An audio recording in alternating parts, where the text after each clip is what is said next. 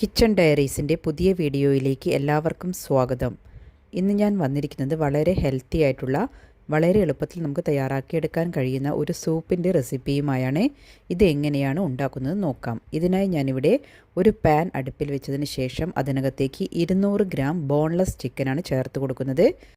പിന്നീട് ഇതിനകത്തേക്ക് 3 അല്ലി വെളുത്തുള്ളി ചെറുതായി അരിഞ്ഞതും ഒരു ചെറിയ കഷ്ണം ഇഞ്ചി ചെറുതായി അരിഞ്ഞതും വൈറ്റ് ഒണിയൻ ചെറുതായി അരിഞ്ഞതും ചേർത്ത് കൊടുക്കുന്നുണ്ട്.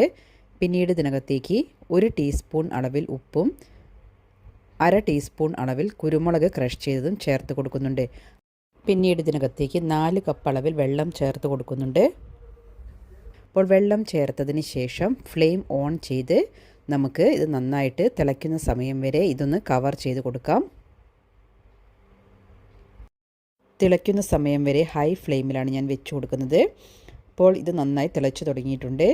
ഈ സമയത്ത് നമുക്ക് ഇതിനകത്തേക്ക് കുറച്ച് വെജിറ്റബിൾസ് ആഡ് ചെയ്യാം. ഇവിടെ ഞാൻ ബീൻസ് ചെറുതായി അരിഞ്ഞതാണ് ചേർത്ത് കൊടുക്കുന്നത്. വളരെ കനം കുറച്ചിട്ടാണ് ഞാൻ ബീൻസ് അരിഞ്ഞെടുത്തിരിക്കുന്നത്. പിന്നീട് ഒരു ചെറിയ കഷ്ണം ക്യാരറ്റ് ചെറുതായി കട്ട് ചെയ്തതും ഇതിനകത്തേക്ക് ചേർത്ത് കൊടുക്കുന്നുണ്ട്. പിന്നീട് ഇത് കവർ ചെയ്ത് ഒരു 10 മിനിറ്റ് സമയം നമുക്കിത് കുക്ക് ചെയ്തെടുക്കാം. പിന്നീട് 10 മിനിറ്റിന് ശേഷം ഞാനിവിടെ ലിഡ് ഓപ്പൺ ചെയ്യുന്നുണ്ട്. ഇപ്പോൾ നമ്മൾ ഇതിനകത്ത് ചേർത്തിരിക്കുന്ന വെജിറ്റബിൾസും ചിക്കനും എല്ലാം ആവശ്യത്തിന് കുക്കായി കിട്ടിയിട്ടുണ്ട്. അപ്പോൾ നമ്മൾ ഇതിൽ നിന്നും ചിക്കൻ്റെ പീസ് മാത്രം ഞാനിവിടെ കോരി ഒരു പ്ലേറ്റിനകത്തേക്ക് മാറ്റുന്നുണ്ട്.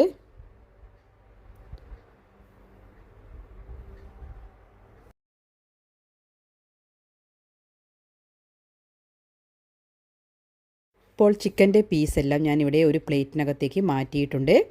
അതിനുശേഷം ഈ സ്റ്റോക്ക് ഞാനിവിടെ കവർ ചെയ്ത് വെക്കുന്നുണ്ട്. ഇപ്പോൾ ചിക്കൻ്റെ പീസ് നമുക്കൊന്ന് ചെറിയ പീസാക്കി ഷ്രെഡ് ചെയ്തെടുക്കണം. അതിനായി ഞാനിവിടെ ഒരു 2 ഫോർക്ക് ഉപയോഗിച്ചിട്ടാണ് ഇത് ഷ്രെഡ് ചെയ്തെടുക്കുന്നത്. നിങ്ങൾക്ക് കൈ ഉപയോഗിച്ച് ഷ്രെഡ് ചെയ്തെടുക്കാവുന്നതാണ്.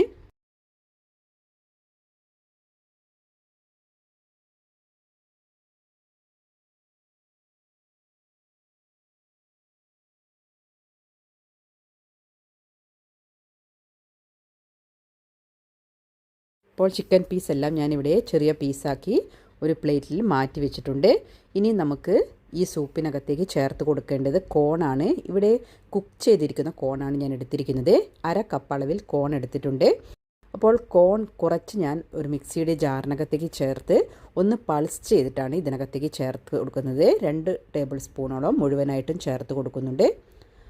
അപ്പോൾ അത് ചേർത്തതിന് ശേഷം നമ്മൾ ചിക്കൻ്റെ പീസാണ് ഇതിനകത്തേക്ക് ചേർത്ത് കൊടുക്കുന്നത്. അപ്പോൾ ചിക്കൻ്റെ പീസ് കൂടെ ചേർത്തതിന് ശേഷം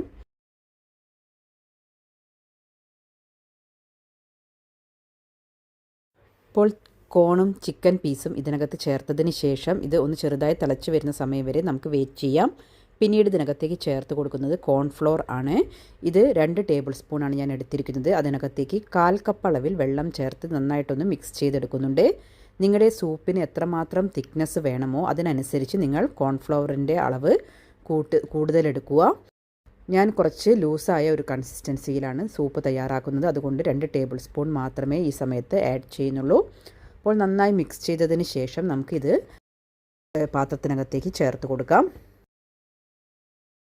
അപ്പോൾ അല്പാൽപ്പം ഇതിനകത്തേക്ക് ചേർത്ത് നന്നായിട്ട് മിക്സ് ചെയ്തതിന് ശേഷമാണ് ബാക്കിയുള്ളതും കൂടെ ഞാൻ ചേർത്ത് കൊടുക്കുന്നത്.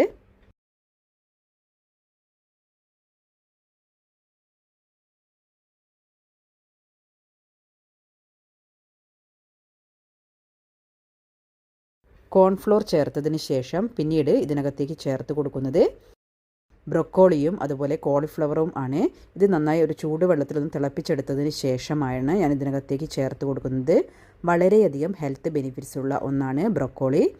അപ്പോൾ നിങ്ങൾക്ക് സൂപ്പിനകത്തൊക്കെ ഇത് ചേർത്ത് കഴിഞ്ഞാൽ വളരെയധികം നല്ല ഒരു റിസൾട്ടാണ് കിട്ടുന്നത്.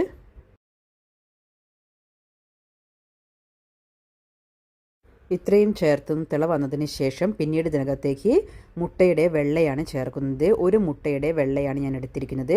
അപ്പോൾ വെള്ള ഇതിനകത്തേക്ക് ചേർത്ത് അല്പാൽപ്പം ചേർത്ത് ഒന്ന് ഇളക്കി കൊടുത്തുകൊണ്ടാണ് ഞാനിത് മിക്സ് ചെയ്തെടുക്കുന്നത്. അപ്പോൾ മുട്ട കൂടെ ചേർക്കുന്ന സമയത്ത് ഇതിന് നല്ലൊരു ടേസ്റ്റാണ്. മുട്ട നിങ്ങൾക്ക് നിർബന്ധമില്ല, അപ്പോൾ വേണമെങ്കിൽ മാത്രം ചേർത്ത് കൊടുത്താൽ മതി. പിന്നീട് നമുക്ക് ഇതിനകത്ത് ആവശ്യത്തിനുള്ള ഉപ്പ് ഉണ്ടോ എന്നെല്ലാം ചെക്ക് ചെയ്തതിന് ശേഷം വേണമെങ്കിൽ നിങ്ങൾക്ക് ഉപ്പ് ചേർത്ത് കൊടുക്കാവുന്നതാണ്. അപ്പോൾ ഞാൻ ഇതിനകത്തേക്ക് കുറച്ച് ഉപ്പ് ചേർത്തതിന് ശേഷം പിന്നീട് ഒരു 1/4 ടീസ്പൂൺ അളവിൽ കുരുമുളക് ക്രഷ് ചെയ്തും ചേർത്തിട്ടുണ്ട്. പിന്നീട് ചേർത്ത് കൊടുക്കുന്നത് സ്പ്രിംഗ് ഒനിയനാണ്. സ്പ്രിംഗ് ഒനിയൻ ചെറുതാക്കി കട്ട് ചെയ്ത് ഇതിനകത്തേക്ക് ചേർത്ത ശേഷം പിന്നീട് 1 ടേബിൾ സ്പൂൺ അളവിൽ നാരങ്ങ നീര് കൂടെ ചേർത്ത് കൊടുക്കുന്നുണ്ട്. അപ്പോൾ ഇത്രയും ചേർത്തതിന് ശേഷം നമ്മുടെ സൂപ്പ് ഇവിടെ റെഡിയായിട്ടുണ്ട്. ഈ സമയത്ത് ഞാനിവിടെ ഫ്ലെയിം ഓഫ് ചെയ്യുന്നുണ്ട്. അപ്പോൾ വളരെ ഹെൽത്തി ആയിട്ടുള്ള ഒരു സൂപ്പാണ് ഞാനിവിടെ തയ്യാറാക്കിയിരിക്കുന്നത്.